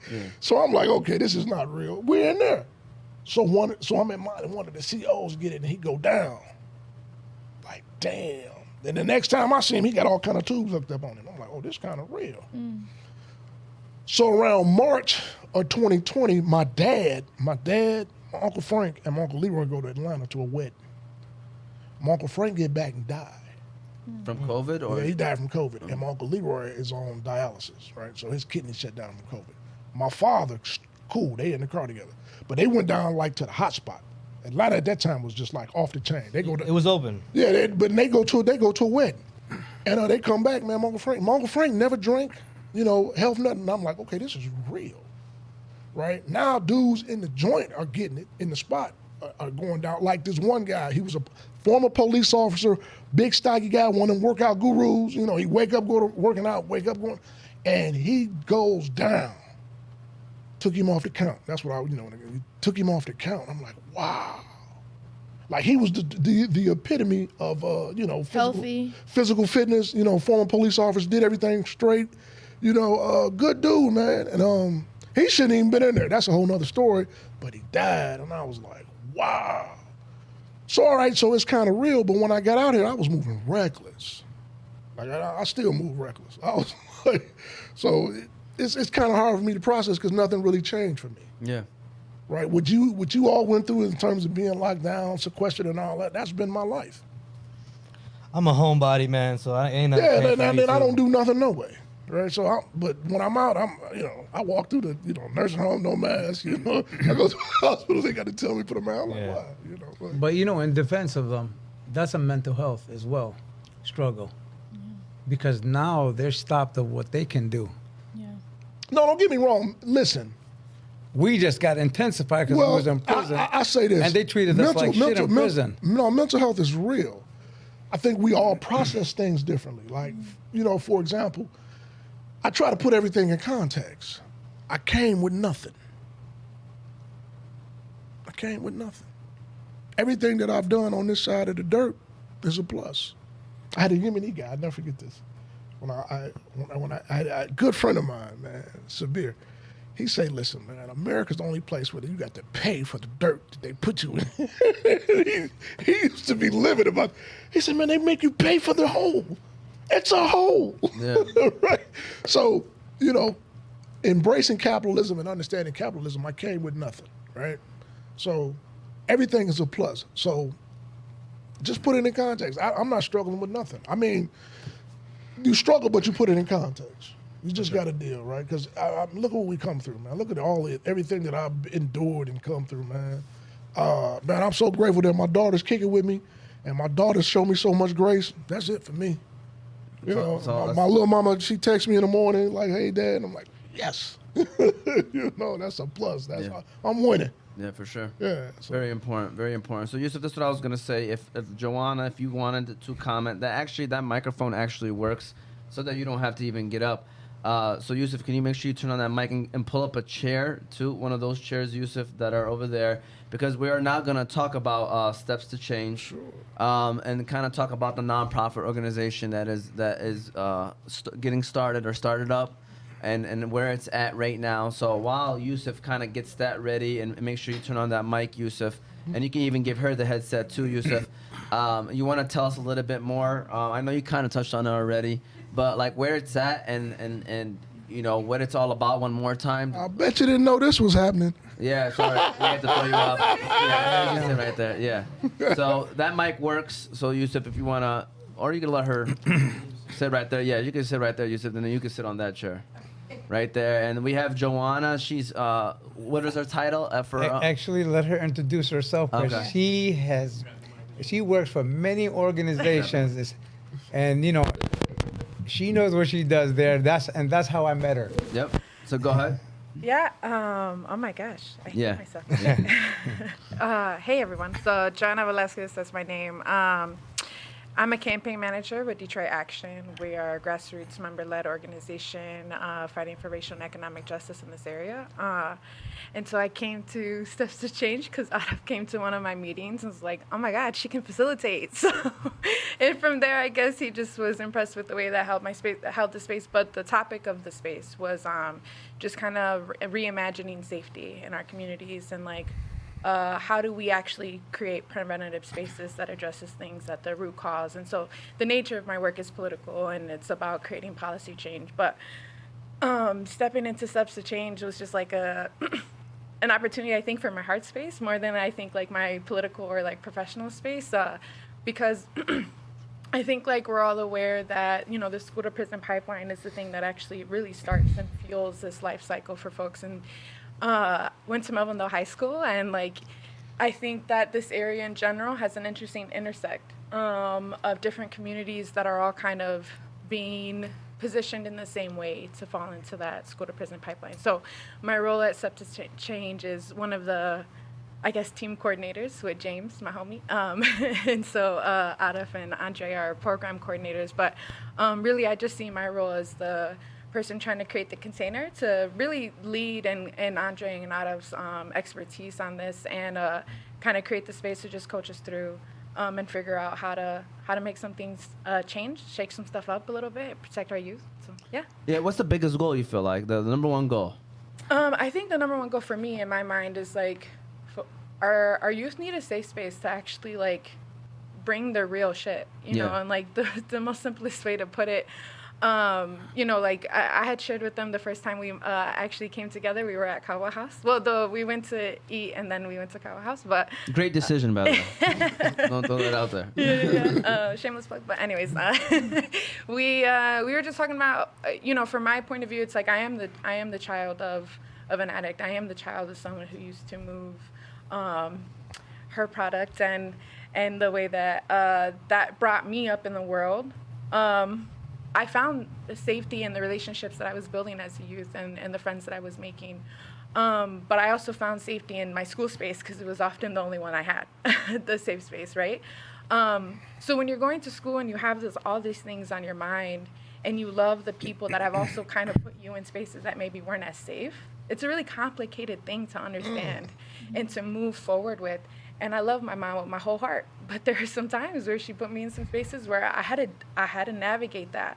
And so what I see Steps to Change bringing our youth is a space to actually just be their authentic selves with no judgment. And this cultural understanding that you're not actually supposed to be perfect. You know, yes, education's important. Yes, we need to make sure like we're carrying the load of our families, but like also you're human. And we got to figure that out. We need to make a balance. So I see Steps to Change as the perfect space to kind of create that container that honors that in a real way, but also has real people to like provide that mentorship and to teach these skills like restorative conversations and to be able to handle the load that like you were triggered and you started to rage out and you had no idea why, but we want to hold that for you. And we want to teach you those skills so that way, like Andre said, we can get to processing and it can start to be a thing that you learn how to do and you learn how to navigate because maybe you weren't able to learn that as a child. So yeah, I see it as a safe space. I see it as a space to provide opportunity in a way that has this cultural understanding to like what's happening in our communities. Can you give her a round of applause? Yusuf already knew he already knew the round of applause was coming. Yusuf nodded his head. That was strong, and you kind of led into my next question. Is, you know, now that you guys are giving back, you know, why do you feel it's important to give back to the community? We could start off with you, Aref. Why is it important after all you've been through, you feel like, hey, I need to give back. And I know that was one of the first I things. feel it's a healing process, and I didn't want. I've told Joanna this before. I don't want my imprisonment to be in vain. I want to give back to the community. I forgave a lot of people, but I haven't forgiven myself yet. And everybody tells me, well, you got to forgive yourself to be able to help someone else. I said, that's not true. That's my avenue to forgiving myself. Once I'm successful doing it, I want to provide, okay, I'm going to give you an example. Our culture, they love you, but they don't show you. I mean, they don't say it to you. I agree. 100%. Hard Verbally. love. No one. Tough love. I mean, Tough yeah. love, I mean, tough yeah, it's love. tough love. And no, growing up, man, I never said I love you to my kids till I was locked up. You know what I mean? And they brought that up before. I said, yeah, when you get locked up, that's when you're most vulnerable. And we want to show that love that they're not getting for anyone. I don't care what group it is, what's your nationality, what's your religion, even if you don't have a religion. Some people, they would just want to help their community. I want to help the whole community. I was a part of what happened in these streets because I didn't do nothing to stop it. I was encouraging it. And, when the kids are like coming telling me, Scarface this, Scarface that, I said, man, Scarface died in 2006. And, one of the kids was like, yeah, right. Something happens. I said, I didn't say you couldn't come back from the dead. But right now, what we're trying to do something different. And I don't want to glorify my past, and I don't like talking about it unless I know I'm going to help someone. And if I can help just one, I've succeeded in one of my goals. But I would like to help a lot more than one, and I like to start in the streets that I destroyed, and that's the way I look at it. Even though I don't feel I destroyed, but because they saw how I was, I felt like I was a part of the problem because they looked up to me, and they saw money, and especially when I was younger. I would go to Buffalo, and everybody still talk about, you remember when you came with all those cars? I was 23. And I felt like, whatever we made, we spent it. Yeah. We were ghetto rich. We spent whatever we made. We flossed. We were going over there, and at the time we didn't showboating because we shared the wealth. And I don't, that was a different era. And now it's all the drugs and everything. It's killing people. And I felt, man, I said, I encouraged it then. So now this is what I got to do. Because I feel, and, especially losing family members to drugs. And the stigma in our community, come on, you want to hide. You want to hide when something happens to somebody, why they died. Or you don't want to tell nobody because it's a shame that you got somebody in your house that has a mental health problem, so you don't want to go give them help. I just told you guys on this show, I see a therapist. You know what? Nothing wrong with that. And when they, some of my, he's crazy. I said, I'm insane. You know what? Stay away from me. That's all. But what I'm trying to do is open that gate, because a lot of people say, why are you talking about your past? Why are you talking about that? Haram. I said, that's not necessarily true. Because you know what? Even the Sahaba, radiallahu anhum, in the past, they talked about their infidelities that they did when they converted to Islam. So, that was in the time of the Prophet, sallallahu alaihi wasallam. So, that's not true. So, don't talk about your imprisonment, don't talk about that. I actually quit an organization. I'm not going to mention them because I don't want to, because there are some good people in the organization. When I was working, they wanted me to stop telling my story, and I wouldn't do it for them. But they all said, can you still volunteer with us? Never could I still volunteer if you told me to stop telling my story. And it's all about your intentions, man. And Yes. it's all about Yes. what you are trying to do, and that's why it's very important. How about you, Andre? Why do you feel the need to give back? Well, Joanna said something that I hadn't really thought about, but it continues to remain true. I grew up in a house full of drug addicts, right? I was in a house where everybody was getting high but me and my grandmother, right? Everybody was, my uncles, my dad, everybody was getting high. I sold drugs to my dad, right? That kind of stuff. So there's somebody going through that right now, right? And he don't know a way out, right? Or she doesn't know a way out. Right? But there is a way out, right? So the idea is to really show other opportunities and show other pathways to coming out of a dark space. Like Joanne, we want to create safe spaces. And it was something that I remember being in the Dismal Crips and him being passionate about it. And it was like, that's my guy.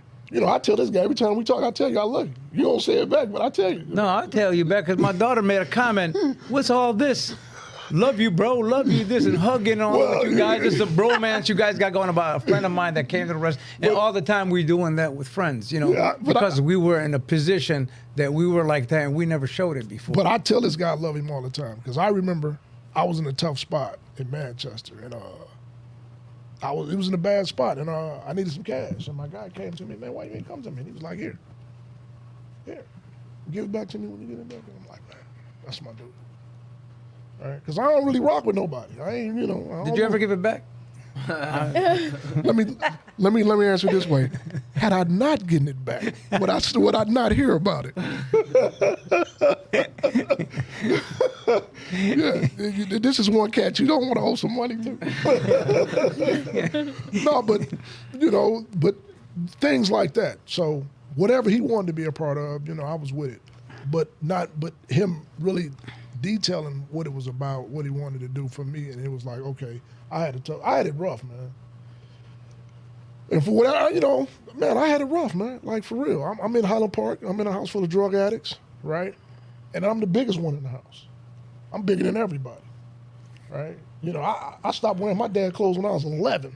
I'm bigger than my father, right? So I had to have grown. And then I had a buddy. I had a good, who's still my best friend to this day, Marvin White. Shout out to Marvin, right? They was doing grown man stuff, right? They were like, people don't know what it's like when you the kid and you got to pay the bills, right? And you got to go to Edison and pay the bills, and you got to go walk up to Michigan when it was Michigan and pay those bills. I saw that. I had to do that. So, I have a question. Sure. Yeah, I was gonna say if you guys wanna, because we're getting close to the. If you guys had someone like yourself back in the day when you first started, do you think things would have changed? Oh yeah, for me, yeah, I think so. I think for me as well. Someone you can go to, talk about it, give you an idea of what would it be like in jail and all that good stuff. And this is the reason why I want to do steps to change. Yeah. Exactly. Because I didn't have that. Mm-hmm. Well, see, that's the thing. Guys that was from my neighborhood, they were coming out glorifying it. Right? It was like a badge of honor. Or it was like, okay, you got some stripes. But what they were doing state time, so you don't do that long. The feds start at 10. It's the platform. We're starting at 10. Anything below that, you tell them, in my book. You're giving them information. Now, I pleaded guilty to 20. Like, I actually said, I agree to 20. Depends on the crime. Well, now, they got a lot of new laws in, and I give them that. But in our day, when we came through, that was the norm. Before the Obama administration, I came in through the first George Bush administration. They was hanging dudes, right? So the idea was, okay, in lieu of not getting life, let's agree to 20. That was the agreement. So, yeah, but here's what they don't tell you. They're going to bury you standing up. Think about that. You're buried standing up. You want to know what it's like to be dead but alive? The feds will do that. When you in Lompoc or you out in Beaumont, Texas, damn near the border, or nobody can find you.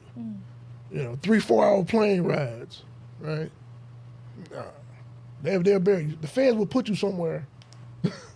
Nobody knows about you. Where nobody knows about you. Nobody knows how to find you too. No. Man. Listen, we're reaching the point where we're going to ask for some advice. Before I do that, I do want to say again, first of all, thank you all for being here today. This has been an awesome conversation. We got a couple people, by the way. It's really good to know do what you do. Congrats, brother-in-law, inspiration. I think it's Nadia. Someone said thumbs up to Aref. Salute my brother Nagi. Definitely had to smoke a cigar and listen. That is Ariel Perez. This show is fire. Y'all missing his brother Cisco and his son Nasser. Real dudes, all right? So Nasser was on our show before, by the way. AZ. Shout out to AZ. Yeah, Cisco's a must, too. Yeah. So I hope you guys are enjoying this show. Obviously, you can follow us on YouTube, Oz Media. You can follow us on our socials, Instagram, Facebook, and TikTok under Oz Media. You can listen to the show later on Apple and Spotify podcasts under Oz Media. Make sure you subscribe, like, follow. Shout out to the sponsors, BC Adhesives, the Balkan House, Kahawa House, and Hanley International Academy. We appreciate them. Shout out to my sisters. So, instead of just asking this question, we decided we want to record so that we can use this as a clip for social media. So just in case people didn't watch it, we post this clip, maybe get them to come back and watch this full episode. We call it the Motivate Me 313 minute, where we ask for advice. All right. So my question to you guys is, what advice do you have for people out there who think that, selling, taking drugs, joining gangs, carrying guns around, just being silly, is the solution to all their problems, I guess. So what advice would you give that person that might not have had, like what you guys did not have, I guess. So what advice would you tell them? And then we can start off with you, Aref. I would tell them to come talk to us. Let us try to work with you. If it doesn't work out, then do what you want. But I want that opportunity. I want to know that I made something happen, and I don't think we're gonna fail at it, because just I got people looking up to me for the bad. I had people will move with me on command. Why can't I use a reverse? And I think, that's my advice is come talk to us. Andre, same question for you, man. Well, what I would ask, do you want to be a loser? Right? Do you really want to be a loser? Right? Because that's all it is. You're going to lose. You're going to lose time. You're going to lose people. You're going to lose friends, and you may even lose your life. Look at these rappers, man. Rappers like a dangerous occupation right now. It's true. Right? So there's nothing to be gotten from the whole street lifestyle, the drug lifestyle. Is nothing. It's nothing to gain from that, man. Right? Even in today's time, you can't even use it for a means to an end. It's not even that. Right? So, and when they put you in the box, that's it. This is not a dress rehearsal. Right? When they put that dirt on you, it's over. And I enjoy whatever I'm doing above the ground. I'm having a good time with it, and I enjoy that. And I don't want to see young people perish. That's bad when you got a good-looking corpse. It's a bad beat, man. You don't want that. So there are other ways. This is America. This is America, man. You can do anything here. Anything you want to do. The thing is, you have to be useful to others. So the advice is figure out how to be useful, right? Figure out how to use your gift in the service of others. We all have a gift, but our gifts are designed to be in the service of others. Figure out how to serve. So ain't nothing happening in them streets, bro. Nothing. You can stop that. And then, Joanne, I want to ask you the same question. Do you have any advice for somebody out there that might be struggling? I think very simply, I'll just say, take a breath. Feel your toes, come back into your body. There's another way. And I think it does start just by asking yourself, do I actually want to be doing what I'm doing right now? Looking at my hands, what's in them? Is that what you want? Ask yourself that. And I think, take a breath. Slow down. I think the crowd would agree that this show deserves a round of applause. Can I say something, man? Yes, sir. Do not edit this out. No, we're not. I mean, it's live. It's live. Listen, this experience that you guys laid out the red carpet. This has been the most phenomenal. I've had, I don't know, my daughter's being born. I got to meet Muhammad Ali at the Palace. Wow. We're up there? Yeah, we're Top three. We good? Crazy. Listen, you guys have rolled out the red carpet. This has been a phenomenal experience, man. And we have been talking about it for months. I had no idea that it would be this fun, this much fun, and this. I mean, we got to pray together, we got to eat together, man. This has been it. Thank this you, is man. all right, man. I appreciate I'm forever you, grateful, brother. Listen, and I'm gonna be honest with you guys. We had to lay out the red carpet. This was, me, personally. The reason why I did this. Number one, again, shout out to Negwa. Shout out to the whole family. We grew up with the family. Amir, Umar, Mohammed, Nasser, their dad, Nishwan. Yeah. This was a long time coming. I always ask myself, how can I give back to people that always looked out? When I was growing up, Nishwan, their dad. Oh, he was like a father figure. Was a father figure for us, man. And every time we go there, he took care of us. And So this was like, this was a long time coming. I got a chance to meet Negwet. We know their we know everybody. Our family. Our sisters know each other. The girls. So the girls, and so it's like, it's the least that we can do. It's the least that we can do. I didn't expect any different because of our culture. Yeah. I knew, and you see, You guys take this for granted. This was it. Avid even mentioned it. I'm walking around in their house like I belong there. I'm picking You up. do, you do. No, he does. Baytech. Yeah. For sure. Hey, no, but I remember a long time ago. It's something that I appreciate. I never got to meet you, but you let us borrow your H2 Hummer for graduation. It was a Was black something one. wrong with me? No, it was a black one. I mean, guy. Emily got it. Yes, Emily got it. And I was a sidekick, so it was rolled on. So we appreciate that. But I had a question about as far as like your stories, right? Like nowadays, there's like movies coming out, there's docuseries coming out, and I'm not gonna lie to you, people are into these stories. I mean, our viewership is probably the best viewership we've had. You know what? I was asked, do you want to write a book? Do you want to make a movie? Look at this movie. I'm not going to mention no names. Look at this movie. Look at that. They're coming. This is what people want. I said, no. Okay. I said, I'm glorifying it then. Well, It's against everything I believe, but I want to accomplish steps to change, and then it could be a story. I love it. There you go. From coming from the bottom and coming back up. You're right. Well, So I listen. went up and went down. Now I want to come back up. Listen. Let's be clear. Like we seeing the BMF. We seeing that Meech is still in jail. Yeah, I was gonna mention BMS. Let's not get. He's still there, right? Okay. T is out. But he got relief. Yeah. He's not out. He didn't. You know what I'm saying? Like that's luck. That's not. He'd still be in there. But so it looked good, and don't get me wrong. I used to always tell myself when I was doing. I mean, when you in year 1, year 8, year 7, I wasn't saying that when that meat was dragging the floor, getting out them Corvettes. But it comes at a huge price, man. When you come and you see your daughters and they got braces, and then they come out and then they grown women, and they got grown women problems, and you don't know them. You know what I mean? Like the little young lady that I used to write little lines on the wall from how they were growing, and you don't know them. Nah, man. They look good. I know in America, we need to be entertained. We need to be placated. That's what we do. But watch the end. Why, it look good. The middle look, hey, man, my middle, I just tell him all the time, and he can attest to it. You know what I just tell you? I don't tell you about what we was out there doing. You wouldn't want nobody even believe it. I don't even believe it. A dude with no education doing what I was doing, come on. My grandmother was like, dog, you skipping steps. You doing what a doctor do. Right? You know what I mean? I'm moving like a doctor, but I don't have the education. But it didn't end well. Now, I'm grateful that I'm still here to tell you what not to do. Hey, man, if you want to go out there and spend 2 or 3 summers balling, looking good, yeah, okay, and then spend 20 years chasing what you did for 2, That's great. by all means, have at it.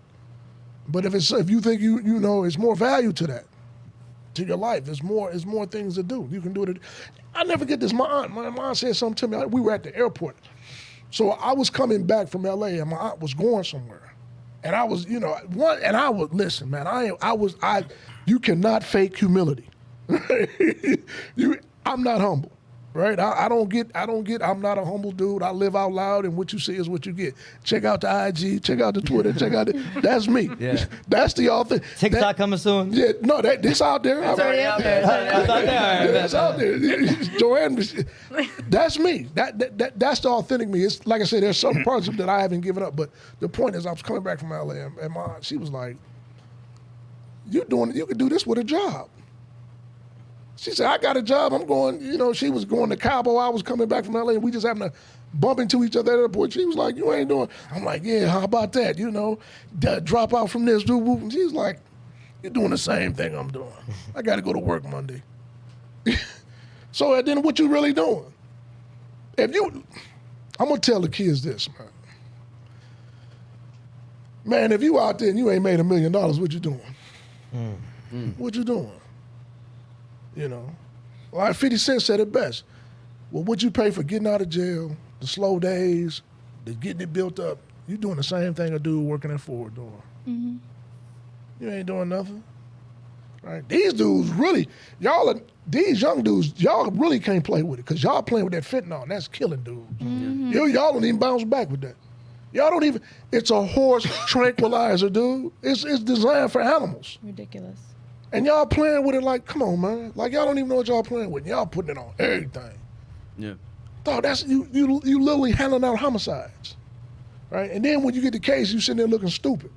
Because when the feds come, you're going to be in there with that big old seal. It's going to say the United States versus, think about that, the United States. The United States owe everybody. You know why they ain't paying them? Because of their military might. So what you going to do? What you going to do? The U.S. don't even pay people. Right? They had trillions of dollars worth of debt. And you finna do what now? Come on, man. No, I agree. Come on, man. Quit playing with these folks. Great point, man. Great point. People saying a show with Tawfiq and Aref would be fire. People are loving this conversation. I already know they're gonna enjoy it too. If they didn't watch it live, they're gonna watch it later. Feel free to share it to whoever you want. Inspire somebody. Step to change. Make sure you follow them. It's on Instagram. Yeah. Website coming out soon, inshallah. A website coming up soon. Yeah. Facebook coming out. Facebook coming out. Yeah, we're gonna get everything going. And then whenever that happens, feel free to send it our way. We'll stream it to as much as we can to anybody that would be interested with that as well. Final word time. I mean, you guys got any final comments you guys want to say? Any questions? Any just for anybody? You too, Joanna. Any final comments? Anything you guys would like to say? Joanna. Joanna. Anna. Joanna. I love that song. No. No, I think I would just say, just to wrap up my piece here, what I really care about and why I said earlier that this is really a heart piece for me is like individualism is a lie. Like, you can't actually survive on your own. You can try to be alone for as long as you want, but everybody needs community. And I think that's exactly what we're trying to build here, is just get back to community, get back to being strong together. And yeah, we don't need to be alone struggling. So that's it. I just want to say, when you were saying that, I saw her foot moving down. I saw her foot moving. We were in Jamaica and they were playing that. It was funny as heck.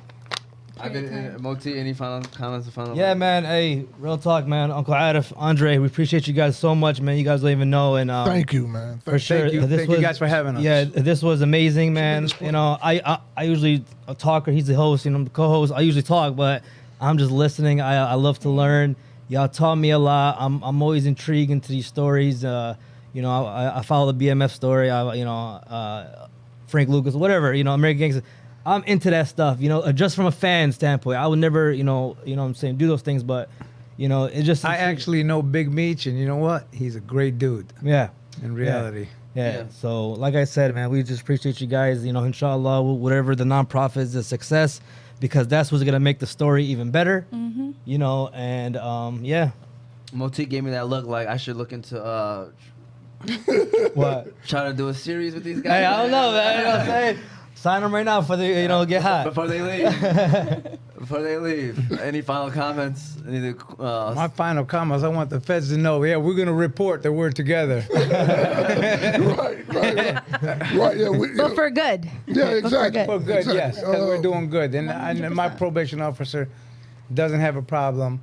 You know, for those that always want to get off, supervised release quick. I mean, a lot of people would like to put it behind them because it's still a sentence. Yeah. You know, and all I'm saying is, you know what? Just let it flow, because you're going to come off of it. And for the kids that are struggling, there's always someone to help you. You got to reach out for the help, because the resources are there. You might not know where to go. Well, we're offering those resources, whoever's listening. Real quick, I want to take the time out to, because I end up connecting with one of my guys through me seeing him on another person's podcast. So shout out to Jigavelli. Shout out to Macadocious at the 8 Digit Click. Guys that I know doing some good stuff. Shout out to him, man, D, KD, a couple guys, any guy that was on sabbatical with me. Shout out to those guys, because, those guys send me love, and we kind of each other's, shout out to the Kingsmen. Right, the Kingsmen for sure. What we do with the Kingsmen is definitely love. It has helped tremendously in how I deal with certain relationships. So man, I've had a lot of ambassadors, man, a lot of good people with me. Shout out to Joanne. you know, all those people that has helped me along the way. Thank you to you guys, man, for giving us this opportunity, you know, to, you know, espouse a few ideas and share some thoughts with you guys. And I greatly appreciate it, man. You guys, the welcome community was on 10 today, man. And I greatly appreciate it, man. They're all getting raises today. Yeah. We're gonna have a conversation afterwards. Hey, I've been quiet as show she's been on. Oh, Yusuf, man, listen, shout out to Yusuf, shout out man, to Yusuf. working all wish he the was gonna equipment, come out. man. How can we forget Yusuf behind the shout scenes? out to Yusuf, real talk, doing Man, his thing. doing big things with big deals, man. Yeah, I think he's doing a deal right now. Just thinking, man. Yeah. I mean, No, I'm usually a talker as well, but definitely this podcast was dedicated to you guys. Thank you for sharing your story. Wow. Thank you for sharing your future endeavors. I definitely see the passion, and along with Joanna, like, and your team holding it down, bringing it together, I can see it flourishing. So inshallah, everything works out for you guys. Inshallah. Just keep pushing and keep pushing towards getting it done. there you guys go. All right, that's not me. I don't know who that. It's not me either. Yeah, so shout out to these guys right here, Andre, Lundy, Aref Nagi, Joanna. I didn't get your last name. What's your last name? Velasquez. All right, there you guys go. I don't want to mess that up. Shout out to Joanna as well. Seriously, shout out to everybody that were on the show today. Shout out to Big Bro Moti, Abir, Yusuf behind the scenes at MZ2. We appreciate them. This was season 2, episode 18 of Motivate Me 313 podcast. We hope that you enjoyed the show. If you like these kind of shows, obviously like, subscribe, follow. This is what we do. And feel free to message us, just like how Negwa kind of reached out, said, hey, I think this would be a great idea. We thought it was a great idea. We made it happen. You know, we really do listen to what you guys have to say. If you think that there's a show that should be out there, let's sit down and talk. Let's have that conversation. We're all about community. Yeah, but this is what it is. We're a community-based media network, so this is what we do.